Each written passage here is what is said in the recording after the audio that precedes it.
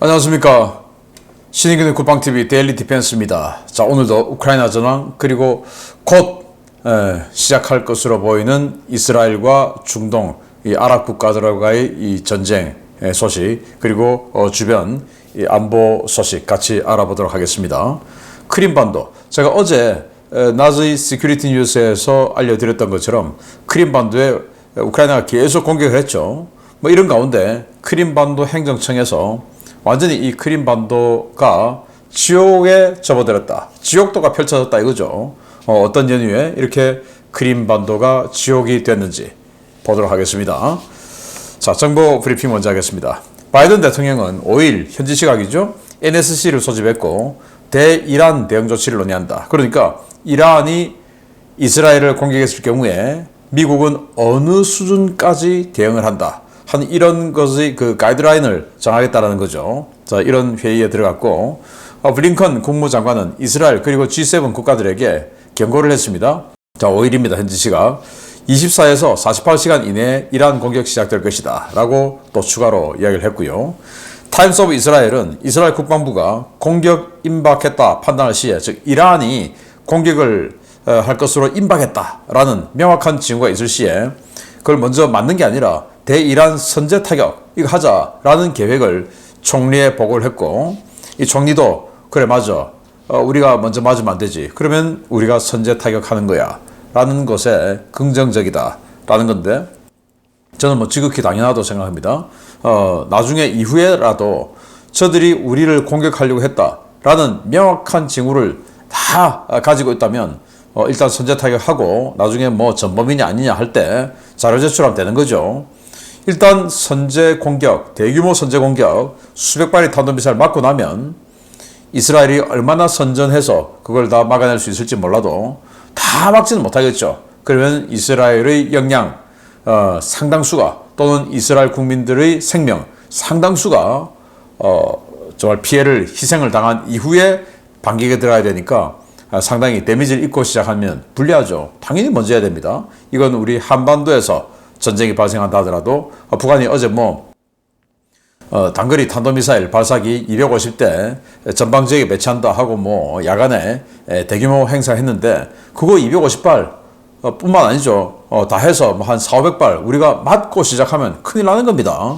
그러니까 명확한 징후 딱 보이면 먼저 때려야 됩니다. 5분 일찍 먼저 때려야 됩니다. 그거 우리도 마음의 준비하고 있어야 된다라는 거고요. 자, 이스라엘 군사정보국이죠. 신베트가 유사시 국가지도부 전체, 그러니까 군지휘부, 총리실 이 정도만 아니고 다른 부처들, 우리도 국가를 움직이려면 여러 행정부처가 있죠. 그 부처들의 핵심 자들, 그러니까 국가를 움직일 수 있는 최소한의 인력들 정도는 수용 가능한 국가관리센터를 지하 벙커화해서 만들어놨고 그거 가동 준비 완료했다.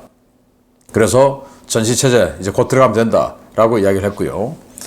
월스트리트 저널은 이란이 아랍 외교관들에게 최후 통첩을 했답니다. 자, 결국 이제 이란은 이스라엘을 공격하겠다라는 건데, 이 이스라엘에 대한 공격이 중동 전체로 확전되더라도 우리는 신경 안 쓰고 한다. 그러니까 당신네들 아랍 국가들 각오하고 있고, 그리고 이스라엘에 협조하지 마라. 이스라엘에 협조하면 니들도 공격 대상된다. 이런 협박까지 곁들여서 했다고 합니다. 이라크 남동부 알파우 항구가 있는데, 저는 이라크 남동부에 항구가 있다는 것이 좀 놀랐는데요. 항구가 없어서 쿠웨이트 항구를 임차해서 쓰고 하는 이라크인데, 이 항구에서 대폭발이 일어났답니다.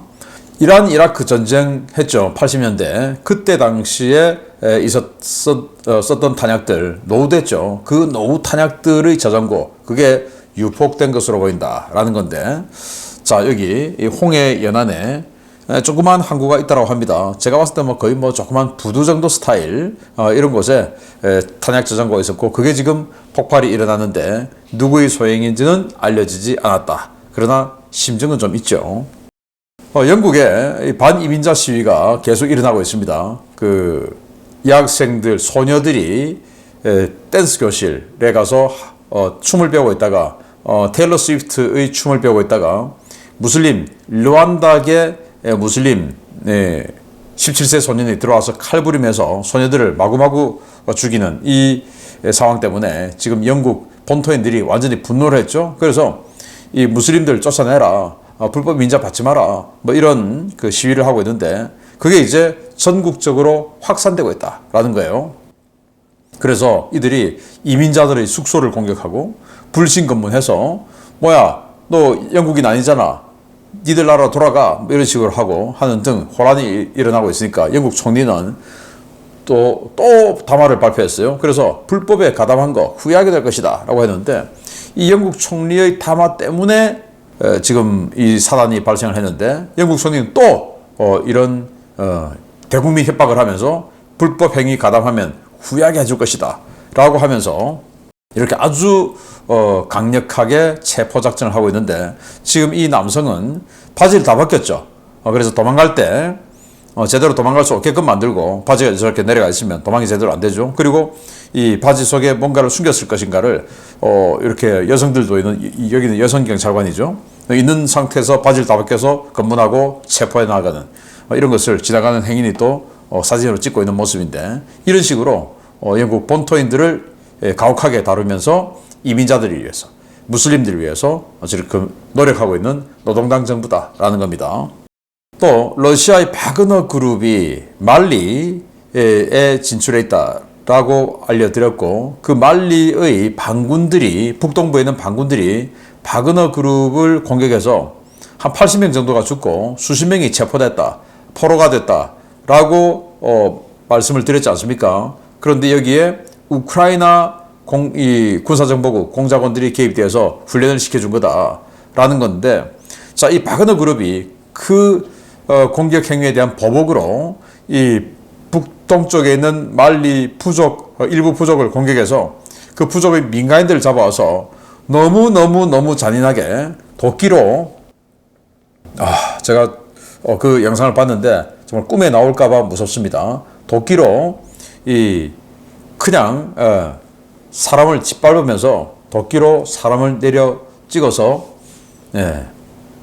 그냥 뭐 더 이상 말 안 하겠습니다. 막 튀어다니는, 떨어져서 튀어다니는, 여기저기서 뭐 이런 영상을 봤는데 이런 영상을 또 왜 공개하는지 모르겠습니다. 아무튼 이런 식으로 바그너가 정말 말도 안 되는 나쁜 짓을 저지르고 있는데, 자, 이 러시아인이죠, 바그너 그룹. 러시아인들이 아프리카에서 이러고 있는데 제가 좀 이따가 또 우크라이나 전황 말씀드릴 때 또 이것만큼이나 또는 더 잔인한 일들이 또 있습니다. 야, 이게 러시아인들의 어떤 그 종족적 특성인가라는 생각이 들 정도인데요. 아무튼 이러고 있습니다. 자, 방글라데시 공무원들, 독립전쟁에 기여한 사람들에 대한 자손들, 그 독립전쟁이 1971년도인데 여기에 기여한 사람들에 대한 자손들이 할당을 해서 공무원 30%씩이나 그들 자손들에게 주고 하니까 안 그래도 방글라데시 좁은 면적에 어마어마한 인구에 그리고 낮은 경제력에 먹고 살기 힘든데 저들에게만 왜 계속 세습해서 저렇게 혜택을 주냐 해서 시위가 일어났죠. 그 시위가 이제는 총리 퇴진 시위로까지 확산되었고 이런 시위로 인해서 시위대 91명이 지금까지 사망을 했다라는 건데요. 이러다가 방글라데시도 뒤집어지지 않을까라는 생각이 듭니다.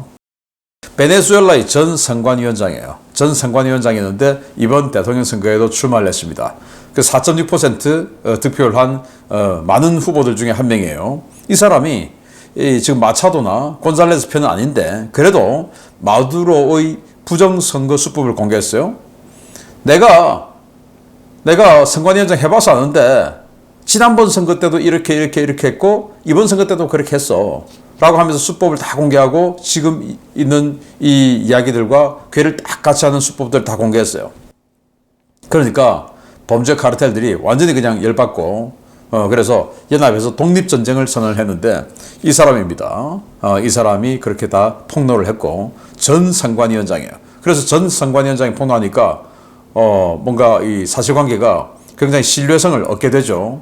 이 부정선거에 대한 사실관계 신뢰성. 그래서 국민들이 더욱 분노하고 그래서 이 여러 개로 찢어져 있던 이런 그 무장 갱단들이 우리 연합해서 독립전쟁하자라고 해서 이렇게 무장 갱단들이 독립을 선언하는 이런 단계까지 갔다라고 합니다.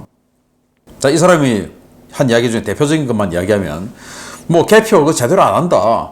그래서 그냥 야 대충 뭐 적자 해서 우리 선거구 북부에서는 이 정도 누구 몇 표, 누구 몇 표, 누구 몇 표. 자, 이렇게 나왔어 하고 위에 올려주고 또 뭐 각자 알아서 그렇게 제대로 개표 안 하고 올려주다 보니까 그냥 마두로에 대한 당선 정해놓고 그리고 대충 끼워 맞춰서 올려주다 보니까 이번에 그렇게 하다 보니까 토탈 합의 140%가 나왔죠. 그래서 마두로 좀 많이 해줘야 되니까 마두로 몇 프로 해주고 또 넘버 2는 또 있으니까 몇 프로 해주고 나머지 조금 해줬는데 사실은 0.01%도 못 얻는 사람이 있는데 그래도 한 1%, 2% 뭐 이렇게 해주다 보니까 지금 140%가 된 거죠. 이번에 다 4.6% 나왔지 않습니까? 자, 이런 이야기까지 해준 상황인데 빨리 베네수엘라가 진실을 찾고 그리고 베네수엘라 국민들이 삶을 또 민주주의를 되찾게 되기를 바랍니다. 자, 우크라이나 전쟁 보겠습니다. 주말 그리고 월요일 사흘간에 1170명, 1150명, 1180명 거의 비슷한 수준으로 러시아군을 사상시켰죠. 전차는 4대, 5대, 6대 격파, 장갑차는 27대, 17대, 31대 격파, 차량은 54대, 80대, 68대 격파, 특수장비는 4대, 11대, 3대 격파, 야포는 56문, 59문, 68문 격파, 다라잠 로켓은 어제 빼고요. 주말간에 1문 그리고 3문 격파, 무인 항공기는 52대, 41대, 24대 격추, 미사일은 어제는 없고 주말간에 3발과 2발 요격 등의 전과가 있다라고 밝혔고 우크라이나 총참모부는 전투 충돌이 103건이었다. 그리고 별다른 상황 변화는 없다. 이렇게 발표를 했는데요. 자, 우크라이나는 F-16 전투기 정식 부대 배치를 공개했어요. 그래서 이제 우리 실전 투입한다라고 했는데 이 F-16은 네덜란드가 준 F-16 6대.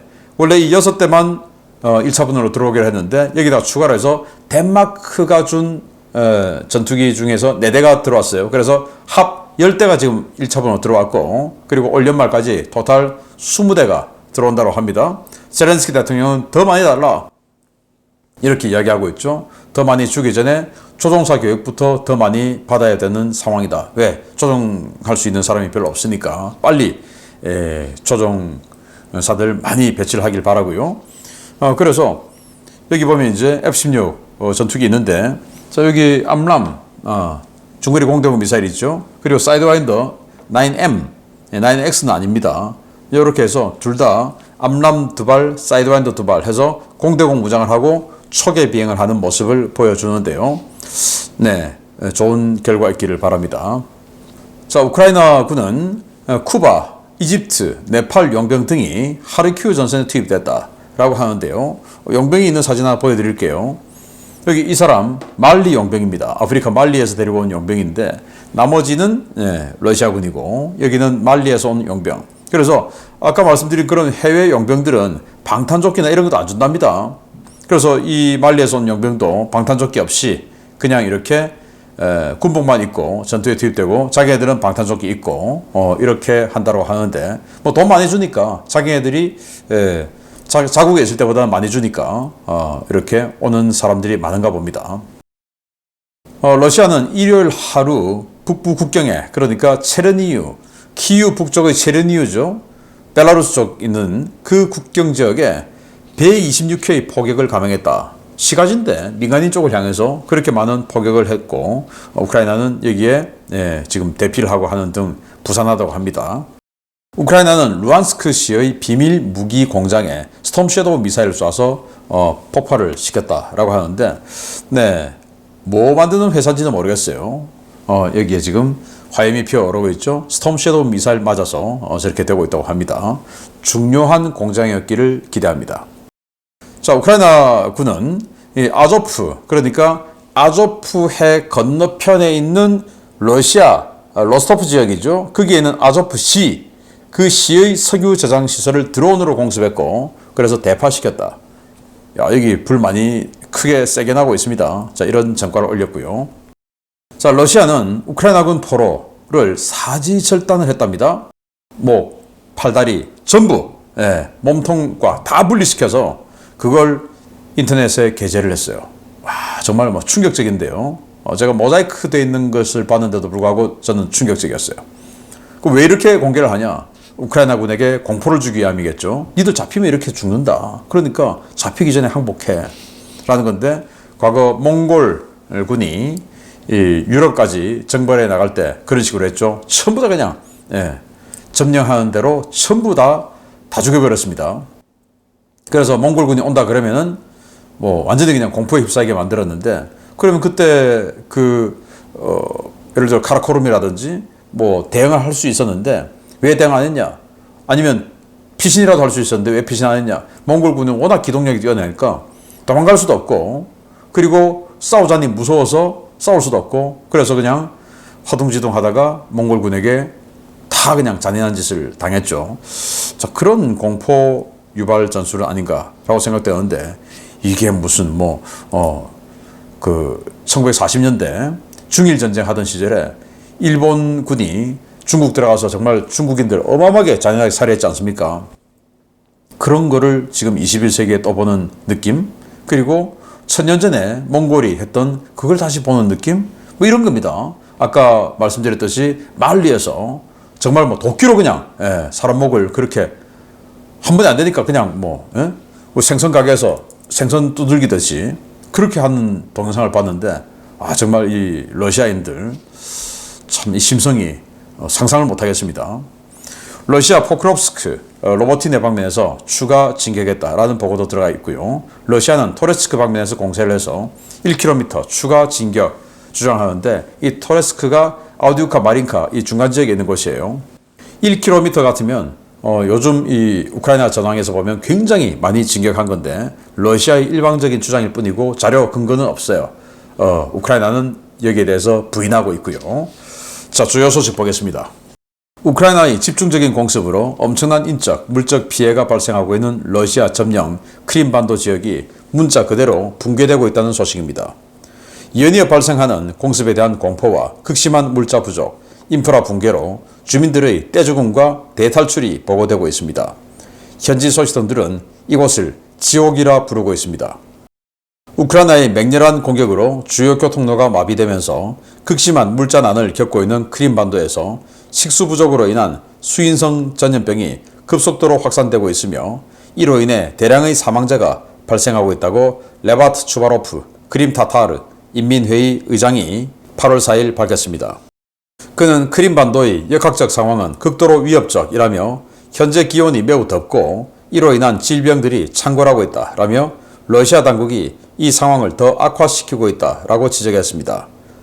추바로프 의장에 따르면 러시아는 전쟁 장기화와 우크라이나의 공습 심화로 크림반도를 떠나는 주민들이 급격히 증가하자 이를 막기 위해 정부 예산을 들여 군 장병과 민간인들의 크림반도 해안 여행을 강제 시행하고 있는데요. 이미 사람이 살기 어려워진 크림반도에 외부인들이 유입되면서 그렇지 않아도 심각한 전염병이 러시아 본토로까지 확산되고 있습니다. 크림반도의 생물학적 위험 상황이 어느 정도로 심각한지는 8월 3일 ROA, 아른 해킹 조직이 공개한 러시아 보건당국 내부 문서를 통해 확인됩니다. 해당 문건에 따르면 크림자치공화국 보건부와 심페로폴 중앙병원이 7월 초 러시아 연방의료감독청에 식수와 의약품 공급을 긴급 요청하는 공문을 보낸 것으로 확인되고 있습니다. 크림 당국은 6월부터 현재까지 콜레라를 비롯한 전염병이 관할 전역에 급속도로 확산되고 있고, 이에 대응하기 위한 약품과 치료 장비, 식수 부족이 매우 심각한 상태라며 크림 지역 의료기관들은 지금과 같은 상황에 전혀 대비가 되어 있지 않다라고 호소했습니다. 러시아 당국은 심페로폴 소재 제7호 시립병원, 잔코이 시립병원, 페오도시아 병원을 콜레라 환자 격리시설로 지정하고 이곳에 환자들을 모아놓고 있는데요. 페오도시아 병원에서는 하수 처리 장치 고장으로 병원균에 오염된 오수가 시내로 역류하면서 격리시설은 물론 시내에서의 다수의 사망자가 발생한 것으로 보고되고 있습니다. 현재 가장 광범위하게 퍼진 수인성 전염병은 콜레라와 장티푸스인데요. 두 질병 모두 즉각적인 항생제 처방과 충분한 정수 공급이 이루어지지 못할 경우 사망률이 각각 50%와 20%에 달하는 위험한 질병입니다. 문제는 크림반도 엑소더스를 우려한 러시아 당국이 이 같은 사실을 은폐하며 외부 관광객을 크림반도로 밀어넣고 있다는 것인데요. 푸틴 러시아 대통령, 러시아 국민들을 말살하려는 의도가 아니라면 도대체 왜 이런 짓을 벌이는 것인지 묻고 싶습니다. 네, 수인성 전염병이 창궐하고 있다. 콜레라, 장티푸스 등등 초기에 이렇게 약을 처방해서 하면 한 0.1% 정도의 치사율이라고 하는데 이게 뭐 약도 없고 또 물도 없고 이러니까 콜레라 50%, 장티푸스 20% 정도의 어마어마한 치사율을 보이고 있다고 합니다. 자, 이런 것들을 이 상황에서 이제 크림 보건당국이 러시아 연방 보건당국에 이메일 보냈는데 이걸 이제 해킹한 거예요. 네, 이 번역본입니다. 여기 이제 그 내용들이 다 나와 있어요. 그러니까 빨리 약과 물을 보내달라. 이제 이런 내용이고요. 사실인 거죠. 그래서 이게 왜 이러냐? 일단 여기입니다. 노바카우프카 댐이 있죠. 그걸 파괴시켜 버렸어요. 원래 노바카우프카 댐에 이렇게 물을 받아놓고 여기에서 이 빨간 라인으로 해서 케르치 대교까지 이렇게 노스크리미아 카넬, 그래서 이 북크림 운하 이렇게 해서 여기서 물을 이렇게 끌어와서 이걸 다 이제 분배를 하는 그런 크림이었어요. 여기는 완전히 평야제, 강도 없고 하니까 호수도 없고 강도 없고 아무것도 없죠. 이 크림반도에는. 또 헤르손 남쪽도 마찬가지예요. 아무것도 없어요. 그러니까 우리처럼 뭐 산이 있고 뭐 이래서 지하수 파면 지하수 나오고 이런 것도 아니에요.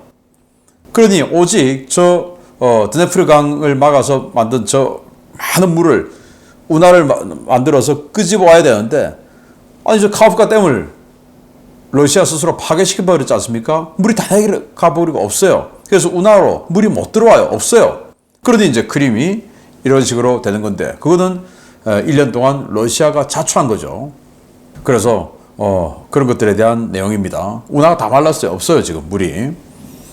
그래서 이 북크림 운하 물 공급 차단으로 인한 이 크림 반도에 대한 직접 피해가 3조 6천억 루블, 우리 돈으로 56조 원.